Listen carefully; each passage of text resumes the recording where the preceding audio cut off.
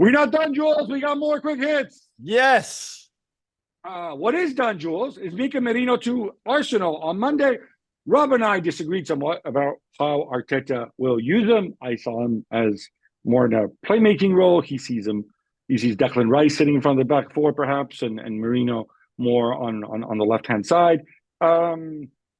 What's your prediction?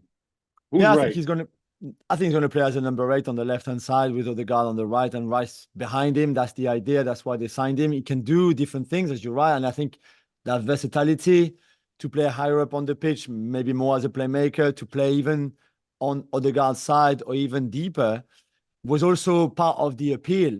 But for 32 million euros, a player of his caliber, attitude, the work ethic, obviously winning the Euros with Spain can't do any harm in the summer.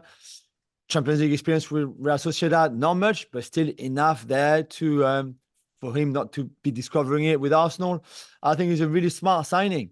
And he famously had some photos when he was a kid about with Arsenal shirt on that they obviously kind of reproduced now that he's older, now he's signed for the club, to say that he was always a fan. I don't know if he was always a fan, but I like the fact that he was super keen to come to England, to come to Arsenal. And I think he's going to add value and talent to this team, which in that position kind of needed somebody since Xhaka left the club. So it makes a lot of sense, this signing, from everywhere you look at it. And he's played in England before as well, which I think of course also he speaks very good English too. So Federico Chiesa joined Liverpool, not for much money, Gab. No, like we told you, this is a typical situation of a guy on a very big salary, at least for where the club were at the time. We've got a year left on his deal. The fee should come in around, I think, 13 million euros. Again, not a lot of money. A lot will depend on whether this is a good deal or not. I think it's going to depend partly on how big a contract. We know, I think it's 4 years that he signed for. Not much clarity on the fee. We'll try to find out. On the wages.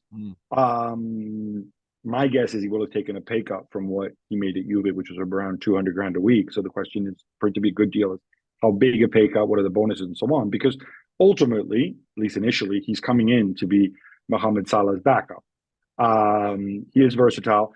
I wonder about the numbers with Liverpool because they obviously have so many forwards, Nunez and Gakpo and Jota and Luis Diaz, Harvey Elliott can be up there too, Salah, Chiesa.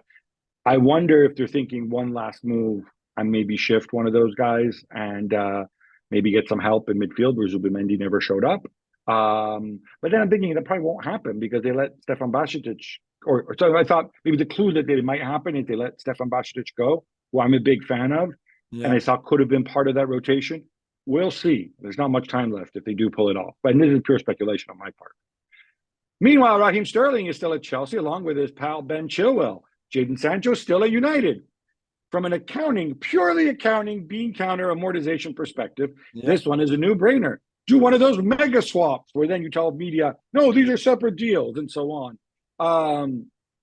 It doesn't really make sense from a football perspective, does it? From a football perspective, I mean, certainly the Sterling Sancho deal swap, I really don't get it. I don't see it. For Chilwell, I guess United, while Luke Shaw is injured, you could do with a left-footed fullback if you want, instead of having Mazraoui playing at left back or Joe Godallo playing at left back. At least you've got a proper left back in there. But then when Luke Shaw is going to come back, Luke Shaw is better than Ben Chilwell. So then you get Chilwell as a backup. Yeah, maybe. But the Sancho-Sterling swap would not make sense outside of, as you said, financial reason, which is fair enough. Everybody does it. So they would be stupid not to do it. But if you were Sterling going from Chelsea to United right now, I'm not sure this helps you. And I'm not sure you would play more at United than you would have at Chelsea.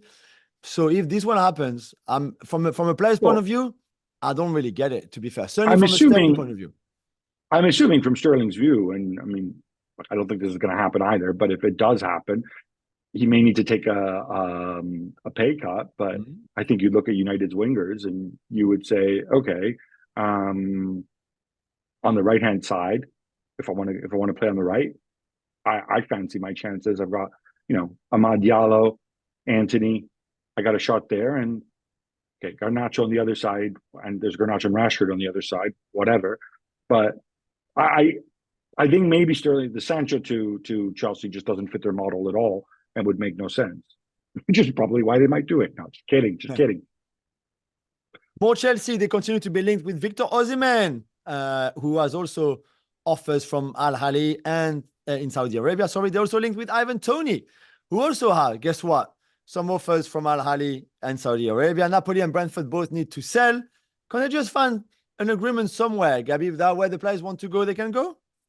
Yeah, so Chelsea says, like, oh, we'll take Tony Al Ahly, you go and take Osimhen. No, I don't think it's going to work.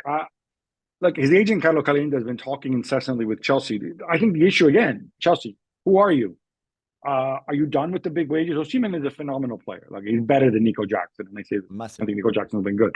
But are you going to want to take on really, really big wages? Again, we're talking in excess of 200 grand a week. That's what he would want to have. He says he wants to stay in Europe. I think it's a tricky one. If there's somebody else who needs a center forward, I think they should step forward now because Osimhen would strongly consider you. Ivan Toney, he's painted himself in a corner. I feel a little bit, teeny tiny bit sorry for him, and frankly for Brentford. I think Brentford could use the money. Apparently, the fee's now gone down to 35 million. Some were reporting. People were talking 80 million. You remember last January when Arsenal were linked to him. Yeah. But again, it's a reflection of where the market is right now. Atletico Madrid were held to a 0-0 draw at home by Espanyol. Jules, I thought they were good in the first half. Simeone obviously thought differently because he took off Julien Alvarez at the break. Yeah, he did. I don't know if that was a consequence of El Cholo not being happy with the first half, because I thought you're right. They played really well in the first half. And I thought Alvarez didn't do badly either. I thought overall they were quite good. They had 25 shots, 5 big chances.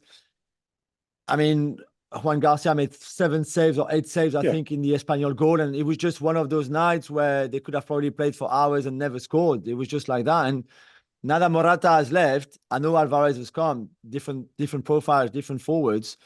That efficiency would have to come. The clinicality, no, it doesn't have to be clinical because they had enough shot and enough chances to actually score just one and win this game. They need to find those goals from somewhere else, and they just could not in that game. Maybe Alvarez was just a question of managing the minutes. He hasn't come back. He hasn't arrived that long ago at the club. He's probably still trying to get fully fit or fully match fit after a busy summer. So this is maybe the reason, but I don't think it was. Yeah, it's 2 points dropped, of course.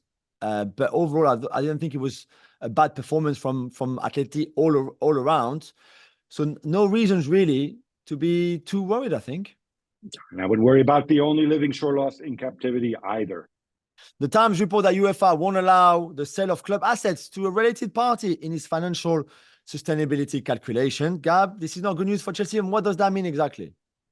No, this is really not good news. So what it means is Chelsea. Well, first of all, Chelsea says, "Oh no, don't worry, we're going to be compliant." So in last year's accounts, obviously, they reflected the sale of the hotels to Blueco, which is their holding company. The Premier League has yet to approve whether they allow that, whether they're going to allow that sale to count towards the club accounts. They obviously also later on June 28th, they also sold their women's team to Blueco.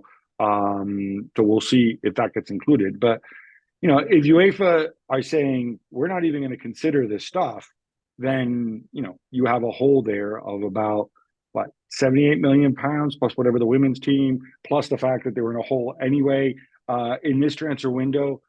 Like I said, unless Todd Bowley's got a magic box somewhere, I think it's going to be really, really tough.